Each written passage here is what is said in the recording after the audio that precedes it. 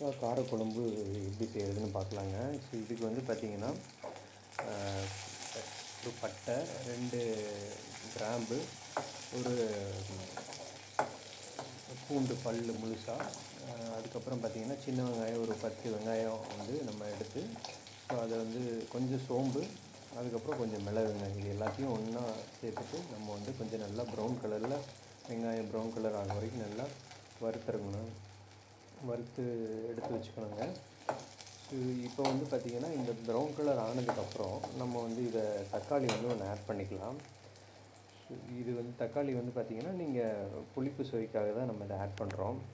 So இந்த தக்காளி வந்து பார்த்திங்கன்னா நம்ம கட் பண்ணி ஆட் பண்ணிக்கலாம். ஸோ இந்த இதுக்கு சைடில் பார்த்திங்கன்னா நம்ம வந்து ஒரு முருங்கைக்காய், ஒரு 5 முருங்கைக்காயை எடுத்து நம்ம சின்னதாக கட் பண்ணி இந்த மாதிரி தண்ணியில் வந்து நம்ம அதை வந்து தண்ணியில் வந்து ஊற வச்சுருக்கோங்க. இது எதுக்காகன்னு பார்த்திங்கன்னா சீக்கிரமாக வந்து முருங்கைக்காய் வந்து வெந்துருங்க, அதுக்காக தான். ஸோ இதையும் நீங்கள் ஃபாலோ பண்ணிக்கோங்க. ஸோ இப்போ இந்த ஸ்டேஜில் வந்து நம்ம தக்காளி வந்து இப்போ ஆட் பண்ண போகிறோம். ஸோ தக்காளி பார்த்திங்கன்னா இப்போ நம்ம வந்து ஆட் பண்ணிட்டோங்க. சின்னதாக பொடியாக கட் பண்ணி நம்ம தக்காளியும் சேர்த்துருக்கோம். ஸோ இப்போ வந்து நல்லா தக்காளியை நல்லா வதக்கிக்கணும். ஸோ இந்த வெங்காயம் எல்லாம் பாருங்கள் தனியாக எடுத்து வச்சுருக்கேன், ஆற வச்சுருக்கேன்.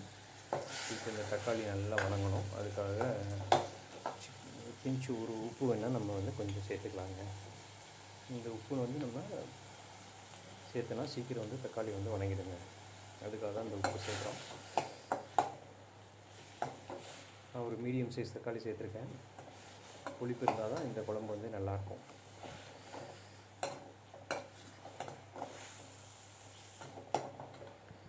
தக்காளி நல்லா வதங்கட்டுங்க.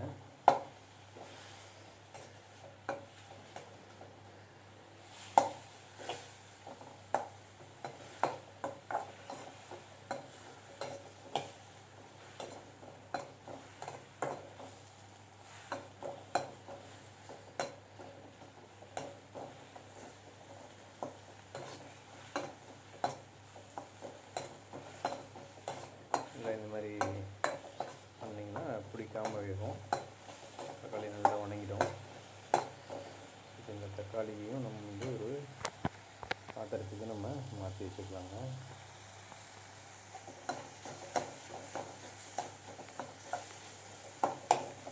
இப்போ வந்து முதல்ல நம்ம தேங்காயை அரைச்சி எடுத்துக்கணுங்க. ஏன்னா தேங்காயை ஒரு சுற்றி விட்டுட்டோன்னா தேங்காய் நல்லா வந்து அரைப்பட்டுடும். இல்லாட்டி வந்து தேங்காய் கொஞ்சம் அரைப்படாமல் விட்டுடுங்க. அதனால் தேங்காயை முன்னாடி நம்ம வந்து மிக்ஸி ஜாரில் போட்டு நம்ம தேங்காயை கொஞ்சம் ரெடி பண்ணிக்கோங்க.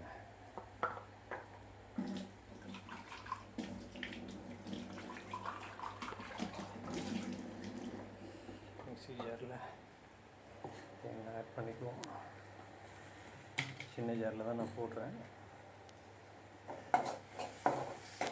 தக்காளியும் நல்லா வதங்கிடுச்சு. ஸோ இந்த ஸ்டேஜில் அடுப்பை ஆஃப் பண்ணிவிடுவோம்.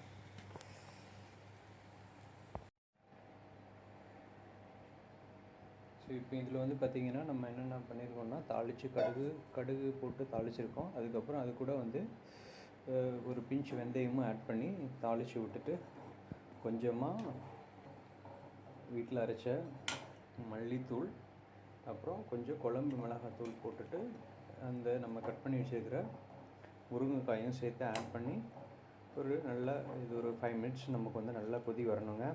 நல்லா கொதித்து வந்ததுக்கப்புறம் இதை கொஞ்சம் மூடி போட்டு கூட நம்ம கொஞ்சம் நேரம் இதை விட்டுடலாங்க.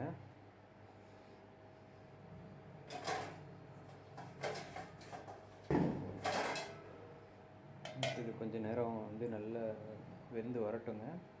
ஸோ அதுக்கப்புறம் நம்ம மசாலாவை ஆட் பண்ணணும். ஸோ அது வரைக்கும் வெயிட் பண்ணுவோங்க.